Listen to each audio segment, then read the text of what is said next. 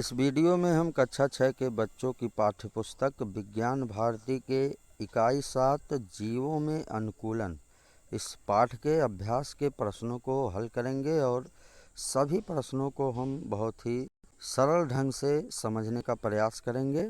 तो यहाँ पे पहला जो प्रश्न दिया गया है अभ्यास का, ये कह रहा है सही विकल्प छांटकर अपनी अभ्यास पुस्तिका में लिखिए। ये पहला प्रश्न बहुविकल्पी प्रश्न है। इसमें 4 विकल्प दिए रहेंगे और उसमें से एक विकल्प सही होगा।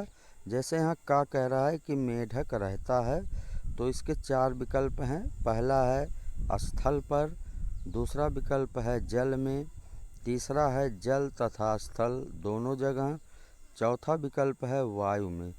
तो मेढक जो है ये उभयचर प्राणी है जो जल और स्थल दोनों जगहों पे रहता है, तो इसलिए इसमें तीसरा विकल्प जल तथा स्थल दोनों जगह।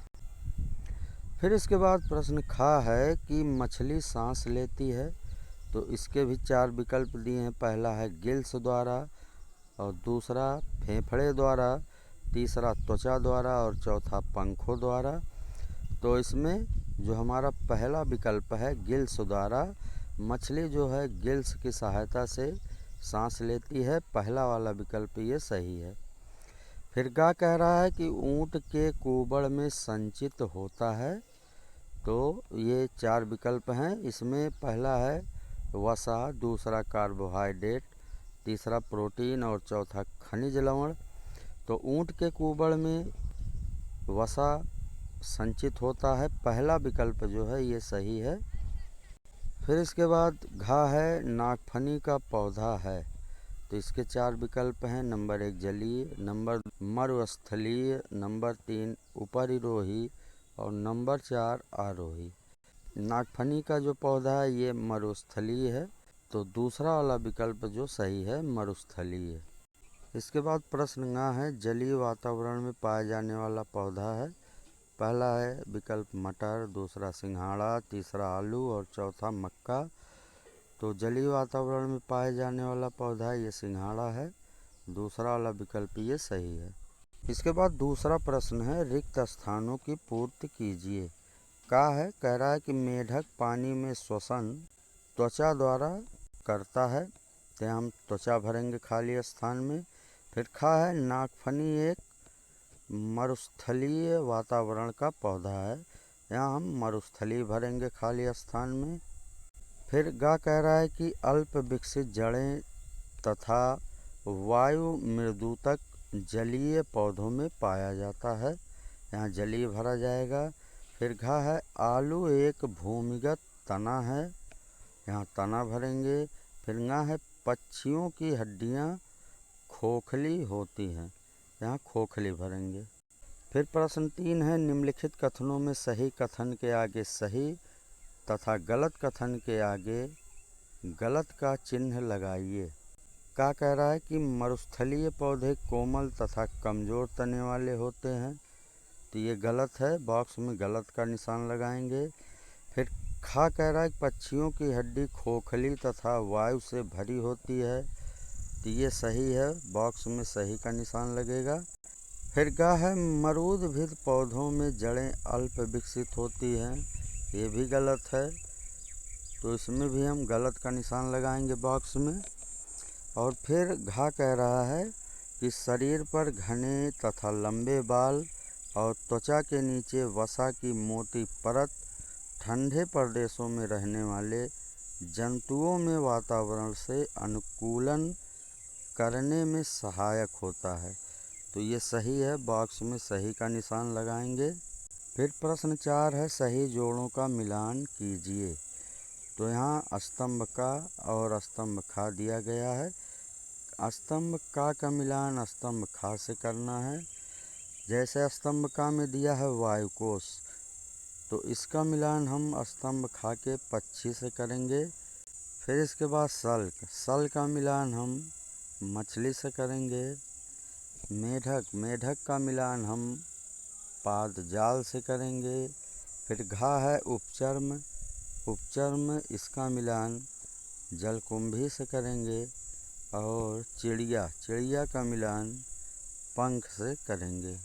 फिर प्रश्न 5 कह रहा है अनुकूलन किसे कहते हैं? मरुस्थलीय जीवों में अनुकूलन को संक्षेप में स्पष्ट कीजिए।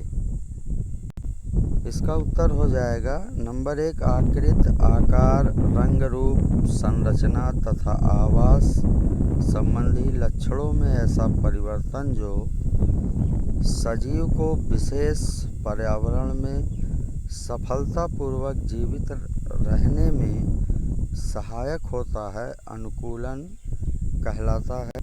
जैसा कि आप जानते हैं कि मरुस्थल में पाए जाने वाले जंतुओं को विशेष परिस्थितियों का सामना करना पड़ता है, जैसे पानी की कमी, तेज धूप, गर्म बालू पर चलना।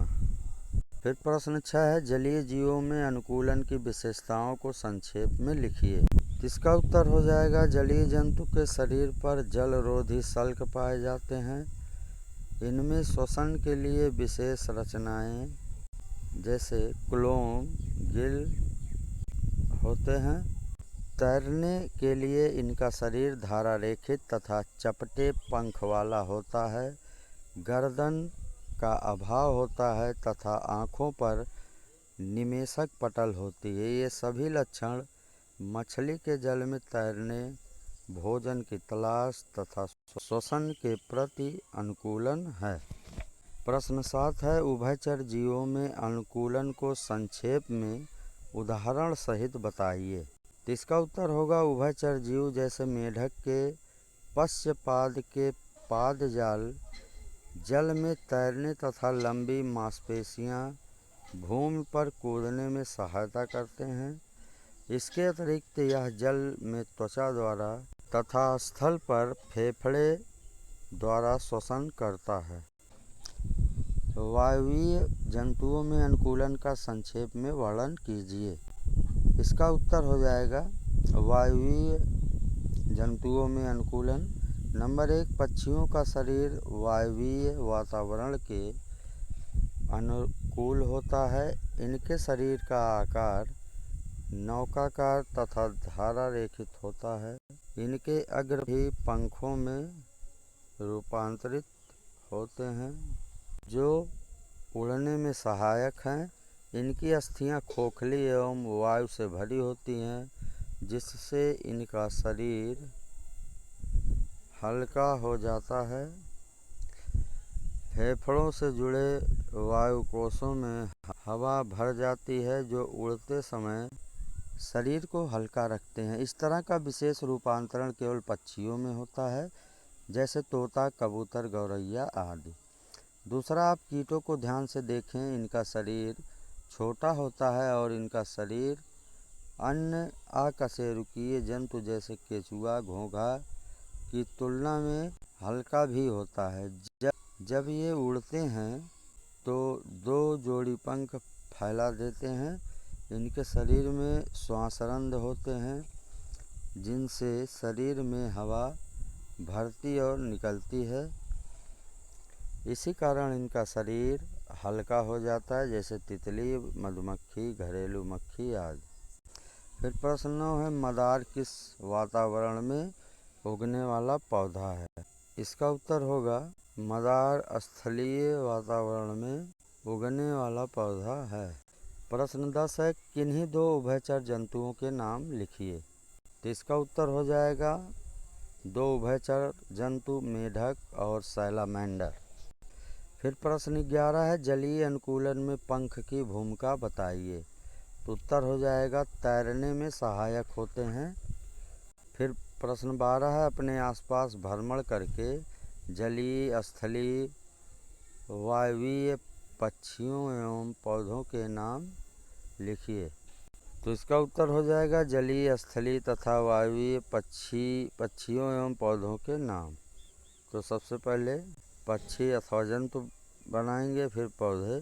अब जलीय में जंतु हो जाएगा मछली और दूसरा मेढक। पौधों में हो जाएगा जलीय पौधा सिंघाड़ा, कुमुदनी, हाइड्रिला। स्थलीय में हो जाएगा बिल्ली, कुत्ता, सियार, पौधों में हो जाएगा नागफनी, नीम, आम, अमरूद। फिर इसके बाद वायवीय में हो जाएगा, तो इसमें जंतु हो जाएंगे तितली, कबूतर और चिड़ियाघर। प्रश्न 13, मरुस्थलीय अनुकूलन के लिए ऊँट में किस प्रकार की विशेषताएं पाई जाती हैं? इसका उत्तर हो जाएगा ऊँट में जल संचय की क्षमता, खुरदरी त्वचा, लंबे पैर, गद्देदार तलवे रेगिस्तान के लिए अनुकूलित होते हैं। फिर प्रश्न 14 है, पक्षियों में उड़ने के लिए अनुकूलन किन विशेषताओं के कारण होता है? इसका उत्तर हो जाएगा पक्षियों में अग्रपाद का पंख में रूपांतरण, खोखली हड्डियां तथा वायुकोश उड़ने में सहायता करते हैं। तो इस तरह से इस वीडियो में हमने जीवों में अनुकूलन नामक पाठ के अभ्यास प्रश्नों को हल किया। वीडियो में बस